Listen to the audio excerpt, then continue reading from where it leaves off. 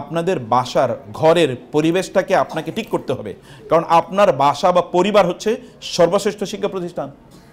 আপনার সন্তানরা আপনার পরিবারে যা শেখে, স্কুলে কতক্ষণ থাকে, 2, 3, 4, 5 ঘন্টা, এরপরে তো তারা বাসায় থাকে, তাহলে বাসায় তারা কী শিখছে, বাসার এনভায়রনমেন্টটা কী, তাকে বাসাটা কি আপনি জান্নাতের টুকরা বানাতে পেরেছেন কিনা?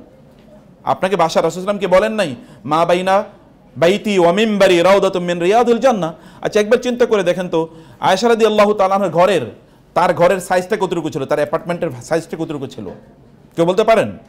আচ্ছা এক্সাম্পল বলি, রাসূল সাল্লাল্লাহু আলাইহি ওয়াসাল্লাম আয়েশা রাদিয়াল্লাহু তাআলা ঘরে যখন থাকতেন তখন তো তাহাজ্জুদের নামাজ আদায় করতেন।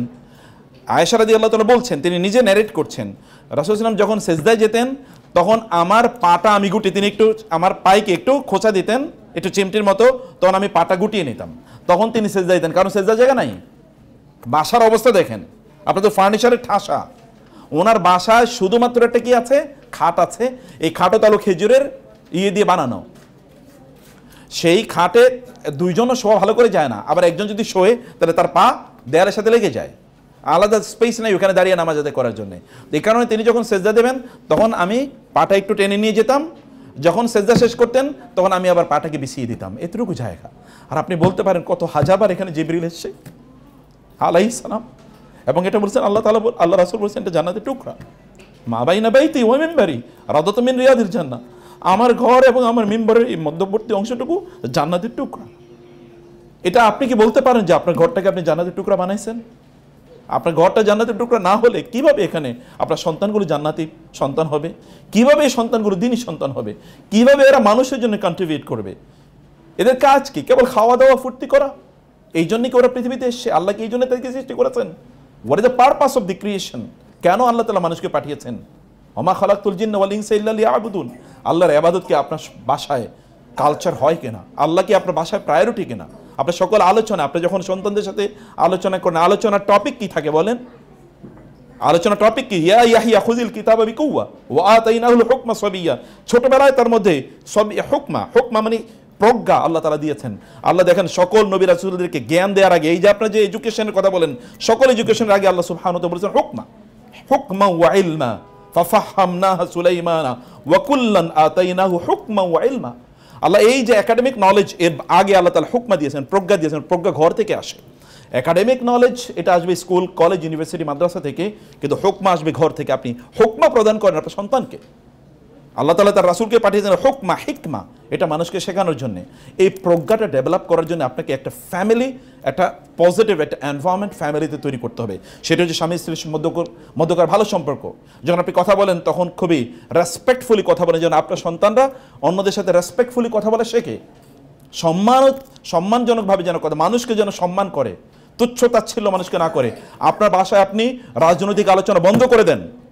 রাজনৈতিক আলোচনা আপনি অমুকের গালি দেবেন, তমুকের গালি দেবেন, অমুকের উপর উত্তেজিত হয়ে কথা বলবেন। আপনার বাচ্চারা শিখলো উত্তেজিত হয়ে প্রতিপক্ষের বিরুদ্ধে কথা বলতে হয়। আপনি রাগকে আপনার বাসায় যখন প্রদর্শন করেন, তখন আপনার সন্তান, অনেকে বলে সন্তানগুলো প্রচণ্ড রাগী।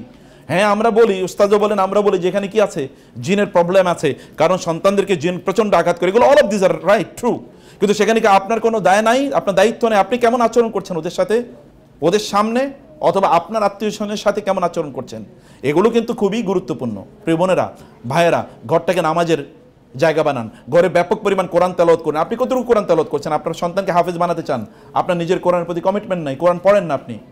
রাসূল সাল্লাল্লাহু আলাইহি ওয়াসাল্লামের মতো আপনার সন্তানগুলো হোক, আপনি নিজে রাসূলের জীবনী পড়েন না, অথবা রাসূলের জীবনী আপনি আপনার বাচ্চাদেরকে শোনাচ্ছেন না। এই যে কাজগুলো, এগুলো যদি আমরা করতে পারি, ওই বাকি পড়া একাডেমিক নলেজ এগুলো এমনিই তৈরি হয়ে যাবে। আল্লাহ তাআলা এমনি একাডেমিক পড়াশোনা দিয়ে দেবেন।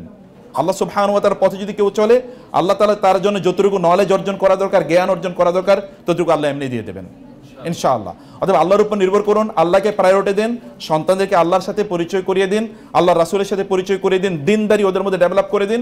কিন্তু বাকিটা কিন্তু আপনাদের কাজ। আমরা এখানে বলবো, কিন্তু আপনারা ইমপ্লিমেন্ট করবেন। আল্লাহ সুবহানাহু ওয়া তাআলার জন্য আমাদের সন্তানদেরকে সত্যিকার অর্থে আখিরাতে সন্তানদের জন্য জবাব দিয়ে যেন আমাদেরকে না করতে হয়, বরং আপনার সন্তানকে আপনি প্রাউড হবেন, বলবেন যে ও আমার সন্তান, এরকম যেন আমরা বলতে পারি। আল্লাহ তাআলা সেই তৌফিক আমাদেরকে দান করুন, আল্লাহুম্মা আমিন। আমি আপনাদেরকে বলবো বোনেরা, বাজারে যাবেন, সুন্দর সুন্দর বই আছে, বিলিভ মি। আমাদের আজকে 2টা বই আছে এখানে। এটা হচ্ছে মায়েরা আসলে সোনালী যুগের এই যে বড় বড় মানে ইসলামিক স্কলার যাদের কথা বললাম, তাদের মায়েরা কিভাবে তাদের সন্তানদেরকে লালন পালন করেছেন তার উপর একটা বই। আর একটা হলো গোটা জীবন জুড়ে নাসিহা দরকার আমাদের, কোন পদ্ধতিতে আমাদের জীবনটা পরিচালনা করবো। দুটো বই আপনারা নিয়ে যাবেন, এটা মাস্ট রিড। বাসায় বসে পড়বেন, বাচ্চাদেরকে নিয়ে পড়বেন, পড়াবেন, এবং অন্যদেরকে আপনারা গিফট করবেন, আত্মীয়স্বজনদেরকে, বোনদেরকে গিফট করবেন, বান্ধবীদেরকে গিফট করবেন। অন্য কিছু তো গিফট করছেন, হাদিয়া, বই, মানে অন্য কিছু যেটা আপনারা ঈদের সময় দিতেন, আমাকে বই, 1-2টা বই তাদেরকে দেন, কালচার তৈরি হোক। আমি আমার জীবনে দেখেছি বাংলাদেশের একজন বড় ইসলামী ব্যাংকের প্রতিষ্ঠাতা সহ ইসলামিক ইউনিভার্সিটিগুলোর প্রতিষ্ঠাতার মধ্যে একজন, এত বড় স্কলার বাংলাদেশে খুব কম এসে আমাকে বলতে, চাচা আমি প্রতি মাসে 30-40 হাজার টাকার বই গিফট করি। আমি বললাম সুবহানাল্লাহ, সাদাকায়ে জারিয়ার কি বিশাল বড় কাজ।